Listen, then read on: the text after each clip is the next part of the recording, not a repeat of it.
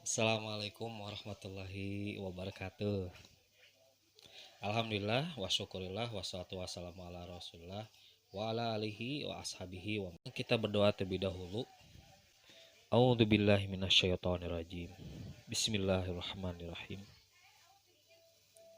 Raditu billahi robba wa bil islami dina wa bi Muhammadin nabiyya wa rasulah. Rabbi zidni ilma warzuqni fahma. Birahmatika ya arhamar rahimin. Amin ya Allah ya rabbal alamin. Topik kita yaitu Islam masa kejayaan.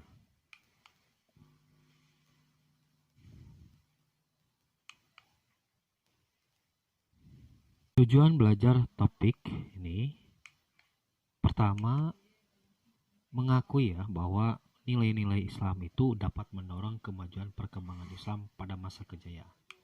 Kedua, menjaga kerukunan dan berkompetisi dalam kebaikan.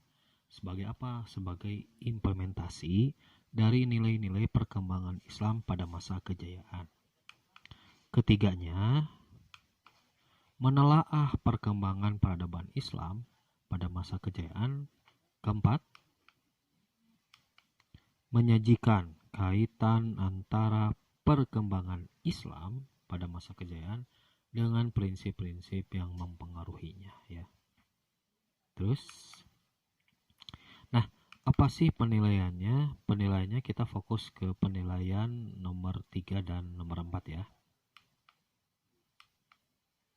Nah, ini penilaiannya. Jadi kalau poin 4 bisa dilihat ya.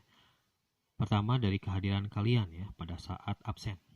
Itu dinilai, kemudian pada saat menyimak di YouTube juga dinilai, pada saat mengerjakan penugasan dinilai, pada saat mengerjakan materi juga dinilai, dan kemudian terakhir PG pilihan ganda ya. Dan itu bisa dikerjakan pada saat Google Form sudah kalian terima ya. Oke, kita lanjutkan. Nah ini peta pemikiran. Pertama, mulai dari periodisasi sejarah Islam, kemajuan Islam pada periode klasik, kemudian tokoh-tokoh kejayaan Islam. Nah, ini akan kita bahas. Nah, semuanya itu akan kita telah ya, perkembangan Islam pada masa kejayaannya, dan kemudian mudah-mudahan ya bangkitnya Islam dalam diri kita, terus melahirkan sebuah peradaban-peradaban baik, peradaban-peradaban Islam, dan itu juga bermanfaat bagi kita semua. Kita mulai di bagian yang pertama ya, periodisasi masa peradaban Islam. 1. Periode klasik, itu tahun 650 sampai 1250 ya, dibagi jadi dua fase. Satu, fase ekspansi integrasi dari 650 sampai 1000. Kedua, fase disintegrasi dari tahun 1000 sampai 1250. Kedua, periode pertengahan dari tahun 1250 sampai 1800. Ada dua fase ya di periode pertengahan. Satu, fase kemunduran 1250 sampai 1500, dan kemudian kedua fase munculnya ketiga kerajaan besar ya. Kemudian ketiga, periode modern.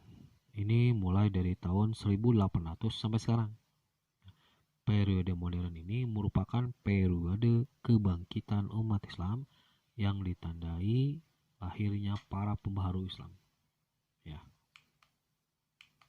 Kemudian bagian berikutnya yaitu masa kejayaan Islam. Masa kejayaan Islam ini terjadi dari tahun 650 sampai 1250. Masih ingat ya? Tadi sudah dibahas sekilas.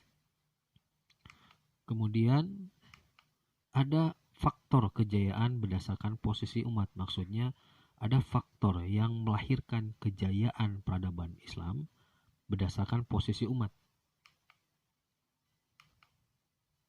Posisi umat, faktor internal, yaitu faktor di dalam diri umat ya. Apa saja? Satu, konsistensi. Apa konsistensi itu? Konsistensi itu kerutinan, disiplin dalam melaksanakan prinsip ya. Kemudian istiqomah umat Islam kepada ajaran Islam. Kedua, ajaran Islam mendorong umatnya untuk maju. Kemudian ketiga, Islam sebagai rahmat seluruh alam. Keempat, Islam sebagai agama dakwah sekaligus keseimbangan dalam mencapai kehidupan ukhrawi sehingga mendapatkan kehidupan dunia sebagai bonusnya ya. Kemudian faktor faktor eksternal ya. Faktor eksternal itu maksudnya faktor di luar umat. Satu, terjadi asimilasi. Apa itu asimilasi? Asimilasi adalah percampuran. Ya, berarti ada percampuran sesuatu dari bangsa Arab dengan bangsa yang lain. Yang dalam hal ini yaitu faktor pengetahuan ya. Kemudian kedua, gerakan penterjemahan. Jadi pada saat itu ada kitab-kitab klasik, kitab-kitab asing yang diterjemahkan ke dalam berbagai bidang. Kemudian berikutnya kita masuk ke tokoh-tokoh pada masa kejayaan Islam. Ya, yang pertama yaitu Ibnu Rushd, kedua yaitu Al-Ghazali, ketiga yaitu Al-Kindi, keempat yaitu Al-Farabi, kelima yaitu Ibnu Sina. Oke ya. Kita bisa lihat tahun kelahirannya. Mudah-mudahan kita bisa meniru bagaimana cara mereka menjadi tokoh-tokoh pembaharu dalam peradaban Islam. Berikutnya yaitu menerapkan perilaku mulia. Nah, dari sejarah yang sudah kita pelajari ini, ada hal yang mesti kita ambil sebagai pembelajaran kita di masa sekarang. Sebagai sesuatu yang bisa kita jadikan sebagai perilaku mulia. Apa saja? Yang pertama yaitu menuntut ilmu seluas mungkin ya, agar bisa mengetahui pengetahuan yang memang wajib bagi kita dan mengetahui informasi atau pengetahuan di luar pengetahuan yang wajib kita tuntut, yang wajib kita tuntut ilmunya. Apapun itu, informasi-informasi yang bermanfaat bagi kita. Kemudian yang kedua, pentingnya kita mempelajari bahasa-bahasa asing. Ya, dan mudah-mudahan dengan keterampilan kita menguasai bahasa-bahasa asing, kita mampu menerjemahkan buku-buku mereka yang mereka pelajari, yang mereka temukan, yang mereka terbitkan di buku-bukunya mereka ya. Kemudian ketiganya adalah melakukan penelitian. Kenapa melakukan penelitian? Karena dengan penelitian kita mampu membuat produk, dan produk biasanya bermanfaat. Untuk apa? Untuk mengatasi berbagai macam masalah. Apalagi dengan kondisi sekarang, misalnya ada masalah A, kita temukan apa sebabnya, kita temukan tempatnya di mana, dan faktor-faktor yang lain, sehingga kita teliti, kita cari solusinya, kita bikin produknya yang efektif, yang menarik, sehingga bisa dinikmati oleh banyak orang. Kemudian berikutnya, memberikan pengetahuan yang dimiliki kepada orang lain yang belum mengetahui, baik itu dengan cerita, baik itu dengan foto, baik itu dengan pengalaman-pengalaman yang dibikin dalam sebuah buku, novel, dan seterusnya. Kelima ini yang terakhir, kita harus punya sikap kreatif.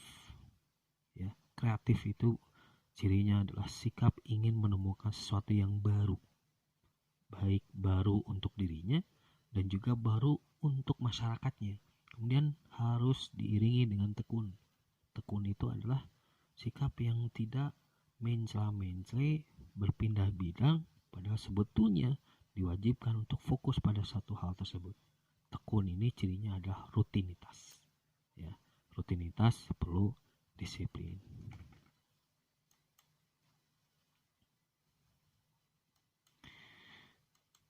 Baik, Demikian paparan singkat ini, semoga bermanfaat dan jadikan ini ilmu baru bagi kita, ya, ilmu yang bisa kita terapkan pada saat dan kondisi sekarang ini. Assalamualaikum warahmatullahi wabarakatuh.